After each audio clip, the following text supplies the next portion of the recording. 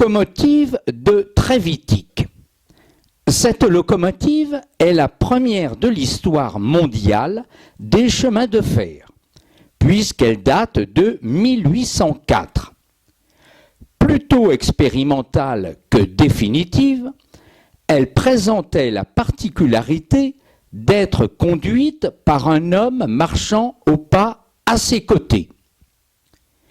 Monsieur Trevithick, un homme peu persévérant, du genre génial, touche à tout, Richard Trevithick s'intéressait à toutes les choses de son temps, mais ne persévérait guère dans ses entreprises. Inventeur de la première locomotive et en ayant construit quelques répliques, il se désintéressa peu après de son invention. Il aurait pu se lancer dans la grande aventure naissante des chemins de fer et faire fortune, mais il laissa ce rôle à un innovateur entreprenant, George Stephenson, qui sut, lui, construire et vendre ses locomotives aux compagnies de chemins de fer naissantes. Trevithick laissa une de ses locomotives, la Catch Me Who Can, m'attrape qui peut, finir comme curiosité publique à Londres, tournant dans un manège et emmenant des voyageurs avides de sensations bon marché pour un prix dérisoire. Puffing Billy. Les premiers essais de locomotives sont nombreux en Angleterre, durant ce début du XIXe siècle, alors que l'Europe est encore napoléonienne, et encore tournée vers un XVIIIe siècle agricole et militaire. William Hedley démontre, avec sa Puffing Billy, la possibilité de la locomotive à vapeur à simple adhérence et prépare le chemin de fer de l'avenir. La machine qui pouffe. Le verbe to puff en anglais est difficile à traduire. C'est faire le bruit d'une bouffée de vapeur s'échappant par la cheminée d'une machine à vapeur. C'est lâcher une bouffée de fumée d'une pipe. Mais c'est aussi se vanter ou vanter ce que l'on possède ou que l'on vend. Faire une publicité tapageuse. Bref, c'est bien une action, un bruit du monde de la révolution industrielle, où des millions de bouffées de vapeur et de fumée s'échappent partout. Et c'est un certain état d'esprit commercial et industriel. Locomotion.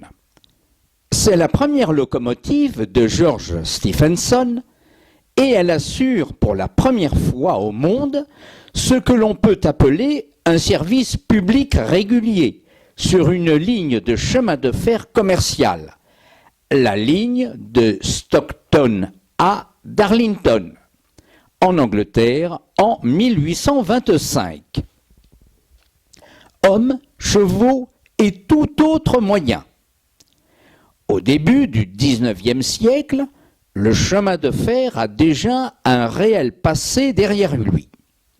Depuis plus de 3 siècles, en effet, dans les mines de charbon ou de potasse, des wagonnets circulent poussés à bras d'hommes ou remorqués par des chevaux. De plus, le rail, d'abord en bois, puis garni de fer, puis en fonte moulée, a fait ses preuves, permettant de décupler les charges à effort égal. Des chevaux passent leur vie dans les mines, devenant aveugles à force de vivre dans l'obscurité en permanence, ne revoyant plus jamais la lumière du jour. Il est donc tout à fait normal que l'on songe à des chevaux pour les premières lignes construites à la surface du sol entre les villes. Mais la famille Pierce, qui monte l'entreprise Stockton-Darlington, laisse dans le texte initial ce et tout autre moyen qui, pour l'inventeur George Stephenson, est une aubaine. Stephenson arrive à persuader Edward Pierce que le tout autre moyen, c'est la locomotive à vapeur à laquelle il pense depuis longtemps. Novelty. Le concours de Rainhill, en 1829, est le lieu de la naissance de la locomotive à vapeur moderne, la fusée de Stephenson, qui donnera sa forme définitive à la locomotive. Mais il s'en est fallu de très peu que la Novelty ait gagné et, comme le nez de Cléopâtre, la forme des locomotives, si elle avait été autre, aurait peut-être modifié le destin de l'humanité. Le règlement de l'épreuve. Pour concourir à Rainhill, il faut présenter une locomotive pesant moins de 6 tonnes, longue de 4,57 m au maximum, montée sur ressort, consommant efficacement sa propre fumée. Il s'agit en fait de la vapeur, et dont le prix d'achat n'excède pas 550 livres sterling. Pour gagner, il faut être le meilleur dans un exploit consistant à remorquer 3 fois le poids de la locomotive, soit au maximum 18 tonnes, à une vitesse de 10 miles à l'heure, 16 km/h, et sur plusieurs allers-retours, représentant 70 miles, 112 km. Pour l'époque, c'est déjà de la vitesse, même si elle semble dérisoire aujourd'hui. En cas d'ex-aequo, la locomotive la plus légère sera gagnante. Le poids est déjà l'ennemi, étant déjà perçu comme un handicap dans la course à la vitesse. Le gagnant touchera 500 livres sterling, ce qui équivaut à une fortune. C'est en effet le prix d'achat d'une locomotive. Or, aujourd'hui, à une époque où l'industrie a fait chuter les prix, une locomotive vaut plusieurs millions de francs. C'est dire la valeur de ce prix en 1829. La fusée de Stephenson. On considère parfois cette machine comme la première locomotive de l'histoire, mais il n'en est rien. En revanche, Elle est bien la première locomotive moderne dont toutes les dispositions seront reconduites définitivement. Et elle a battu le premier record du monde de vitesse avec 56 km/h. Elle mérite donc amplement sa célébrité et des hommages respectueux. Le concours de Rainhill. C'est effectivement à l'occasion d'un concours que naît vraiment le chemin de fer moderne. La ligne de Liverpool à Manchester est décidée. Mais les locomotives à vapeur ne sont pas encore au point. On pense à la traction par chevaux, mais pour faire le point sur les possibilités réelles de traction mécanique, les autorités locales organisent en 1829 à Rainhill un concours récompensant de 500 livres sterling l'inventeur d'une locomotive répondant à différents critères. Le concours dure une semaine et attire des curieux de toute l'Angleterre. Une des locomotives est vite disqualifiée. Il s'agit de la cyclopède, qui est en fait animée par un cheval marchant sur un tapis roulant.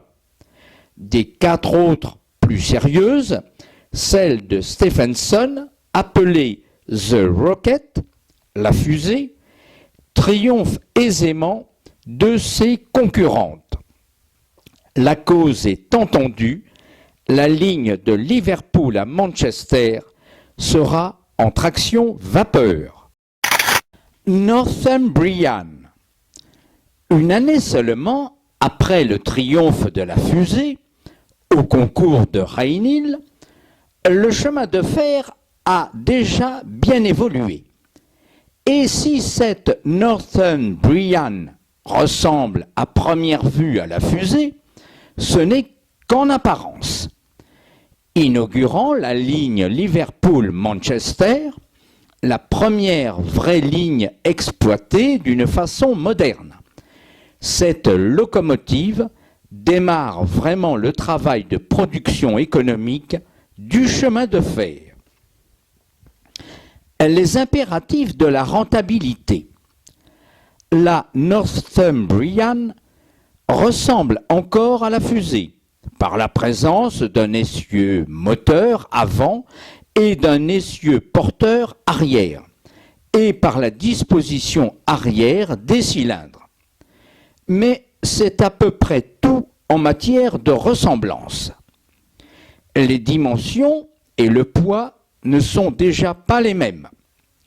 La Northumbrian pèse 7 tonnes 35, alors que la fusée, modèle expérimental, conçue pour gagner un concours de vitesse, n'accuse que 4 tonnes 25 sur la balance. Et la Northumbrian, elle, est engagée dans un véritable processus d'exploitation commerciale, avec obligation de faire l'heure, en tête de train lourd et rapide, de satisfaire une nombreuse clientèle quotidienne et surtout de rapporter de l'argent à des investisseurs financiers qui ne plaisantent pas. L'heure passionnante des essais et des records est révolue. La rentabilité est désormais à l'ordre du jour. Planète. On pourrait dire de la Planète qu'elle est la première locomotive de série, dans la mesure où elle effectue les premiers services commerciaux sur la ligne ouverte au grand public et aux marchandises, avant d'être exportée dans le monde entier. La période de rodage de la locomotive. L'ouverture publique de la ligne Liverpool-Manchester à la fin de l'année 1830 et le service intense qui est alors assuré montre aux ingénieurs les insuffisances et les défauts des locomotives. C'est ainsi que commence la chasse aux défauts de jeunesse, assortie d'une sévère remise en question des conceptions ou de la qualité de la fabrication, exactement comme aujourd'hui lors de la mise en service d'un nouveau type d'avion, par exemple. John Bull. Cette locomotive fut achetée en Angleterre par Robert Stevens, un ingénieur américain, ceci pour le compte de la compagnie Camden and Amboy. Transportée aux États-Unis sous la forme d'un kit en pièces détachées, elle fut remontée sous une toute autre forme que celle préconisée par le fournisseur. Absence de notice dans la boîte, sans doute, mais aussi une grande inventivité chez les acquéreurs. Le voyage de Robert Stevens. Il s'agit du fils du colonel Stevens qui passe pour être le père du chemin de fer américain. En effet, en 1881, déjà, John Stevens demande l'autorisation de construire une voie ferrée dans le New Jersey, ce qui lui est refusé, car à l'époque, le chemin de fer passe pour une dangereuse utopie. Mais en 1824, le colonel Stevens construit à ses frais un circuit de démonstration dans l'État de Pennsylvanie et fait circuler une petite locomotive à chaudière verticale et à un seul cylindre. Ne pesant que 450 kg, roulant à 20 km/h, cette petite locomotive est, dans les faits, la première locomotive américaine, mais elle n'a aucun succès. Le fils de ce colonel passionné de chemin de fer, qui a contracté à son tour le même virus, parvient à être embauché par la toute jeune compagnie du Camden and Amboy. Plutôt que d'entreprendre des essais de prototypes, il conseille alors sagement l'achat de locomotives auprès de la très réputée firme Stephenson en Angleterre. Il organise donc un voyage d'affaires pendant lequel il trouve tout le temps nécessaire pour inventer une nouvelle forme de rail qui, redessiné par l'anglais Charles Vignol, deviendra le rail le plus utilisé dans le monde actuellement. DeWitt Clinton. La West Point Foundry n'a décidément pas de chance ou de savoir-faire. Toujours est-il que sa première locomotive, la Best Freehand of Charleston, construite en 1830, explose une année après sa mise en service. Ses restes sont alors transformés en une Phoenix, qui roule quand même mieux, mais à 27 km/h seulement. La troisième, la DeWitt Clinton, sera-t-elle la bonne? Des essais malheureux. La Best Freehand of Charleston, une machine à chaudière verticale, fait un bruit tellement infernal que son mécanicien, lassé, finit par bloquer la soupape de sûreté qui explose et le tue. Pourtant, la locomotive n'était pas mauvaise. Elle roulait à plus de 30 km/h en tête d'un train emmenant plus de 40 personnes et assura un service régulier sur la première ligne américaine, la South Carolina and Hamburg Railway. Après cet accident, la West Point Foundry n'en resta pas là et récupéra le châssis et les roues de la locomotive. Sur cet ensemble, elle disposa une chaudière à l'horizontale et non plus à la verticale. Plus rationnelle, cette disposition donna une locomotive plus stable, puisque plus basse.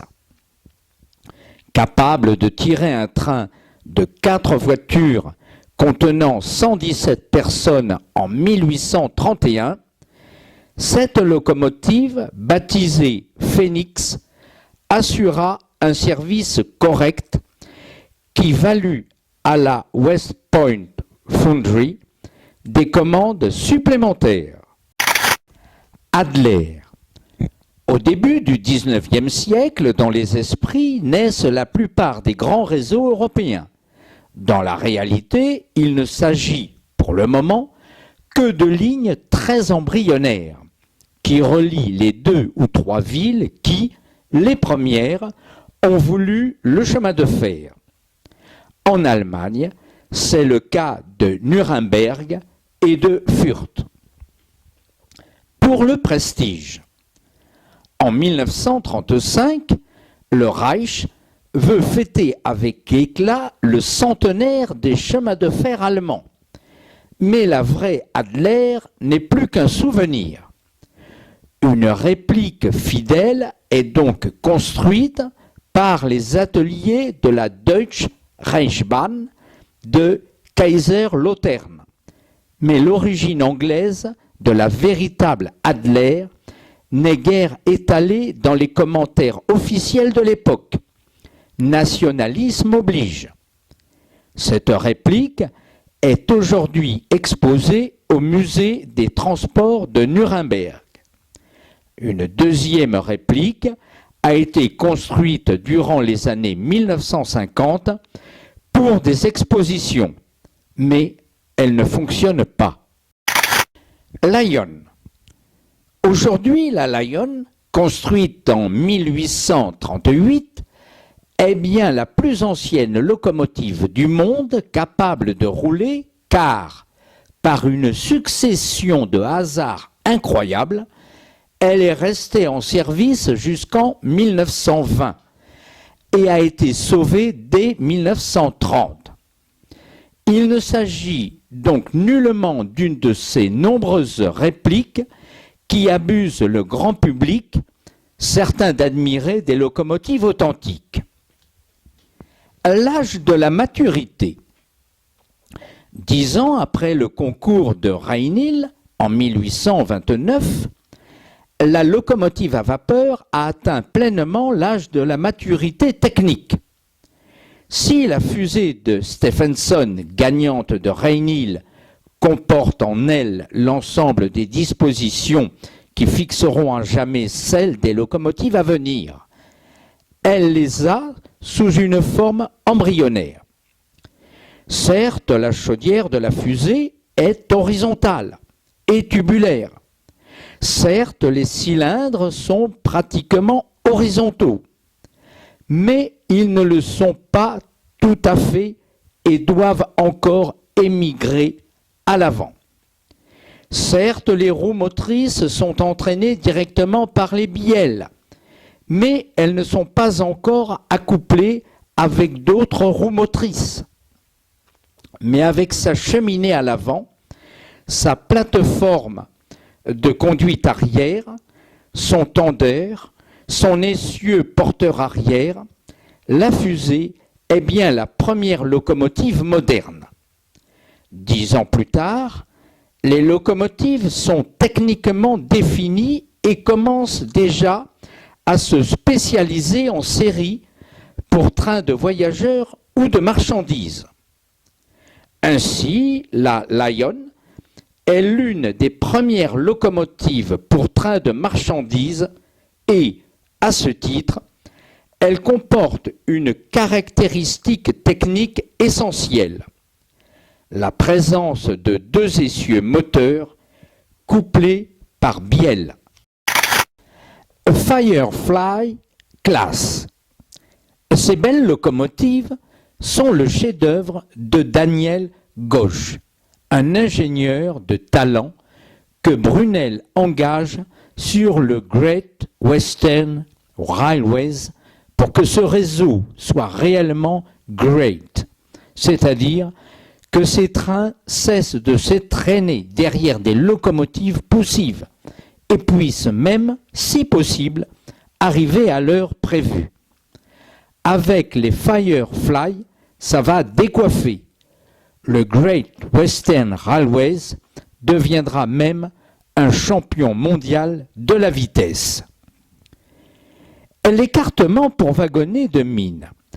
Nommé à la tête du Great Western Railways, l'ingénieur Isambard Kingdom Brunel voit grand et refuse ce qu'il appelle l'écartement pour wagonnets de mine, préconisé par Stephenson et qui est de 4 pieds 8 pouces et demi, c'est-à-dire 1435 mm.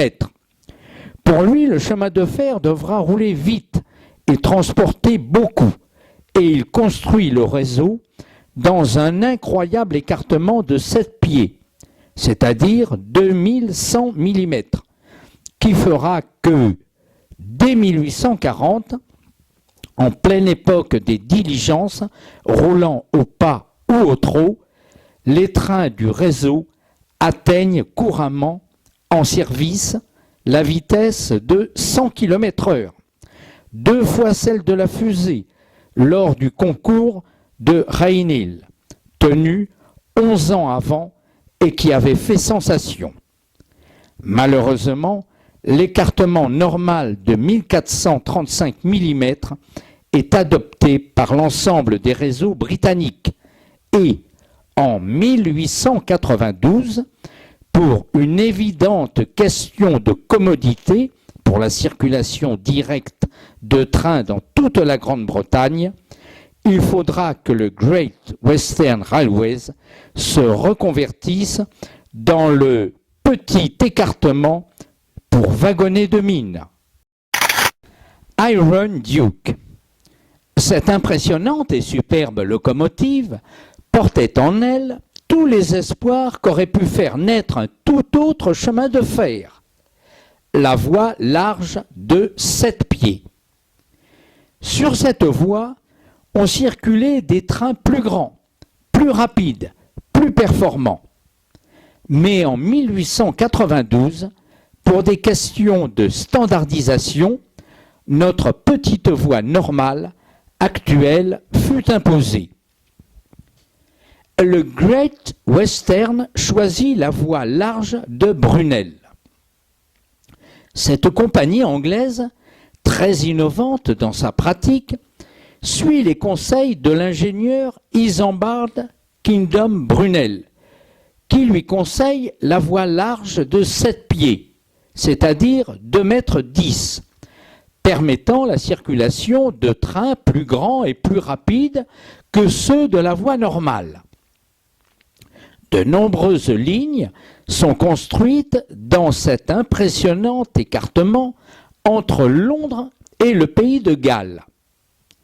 Dès les années 1840, des vitesses moyennes de plus de 120 km/h sont effectuées quotidiennement par des locomotives qui ressemblent, en quelque sorte, à des locomotives à voie normale, type 111.